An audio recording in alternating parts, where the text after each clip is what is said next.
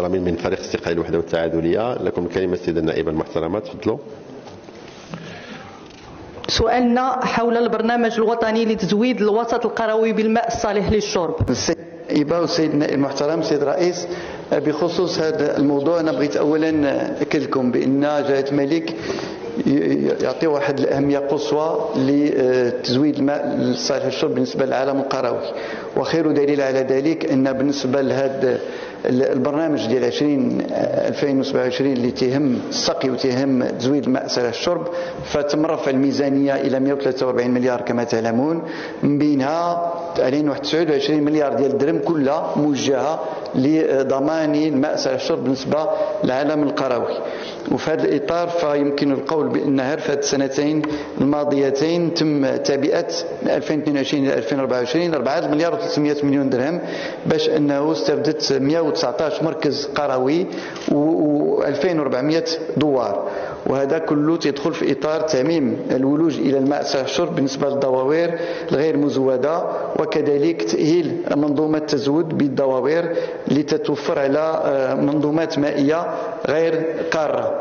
من جهة أخرى كان هنالك كذلك واحد المجهود كبير بالنسبة لما هو متعلق بالشاحنات الخارجية، فتم اقتناء 1200 في هذه السنتين 1200 شاحنة خارجية باش نوصلوا الماء صالح للشرب بالنسبة للساكنة القروية مع هذا الجفاف اللي كان خلال هذه السنوات الأخيرة، فتم اعتبار أنه من الضروري أن يكون واحد المجهود خاص في هذا المجال.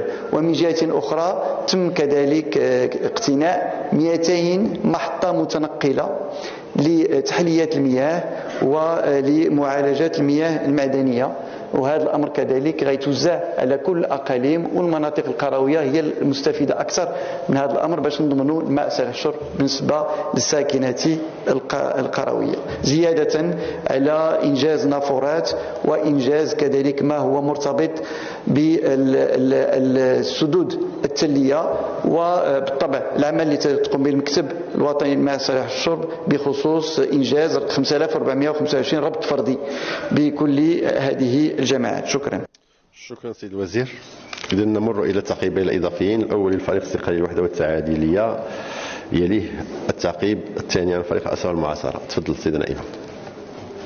وزير المحترم، لأنه من لا يشكر الناس لا يشكر الله، يحق لنا صراحة أن نفتخر بالمجهودات الكبيرة والمجهودات الجبارة اللي كتقوم بها الوزارة ديالكم في إطار هذا البرنامج، وكنحييكم كذلك على الحرص ديالكم الرفع من الاستثمارات المرصودة لهذا البرنامج المهم في إطار التوجيهات الملكية السامية. هذه المجهودات الكبيرة اللي استطاعت يستفد منها عدد كبير من المستفيدين في العالم القروي، وصراحة حدت إلى حد ما من المشاكل اللي عرفوها الناس بسبب هذا الجفاف، رغم التراجع ديال المخزون المائي بالسدود، ورغم قلة الموارد المائية الجوفية في الوسط القروي، إلا أنه السيد الوزير استطعتوا أنكم ديروا في سنتين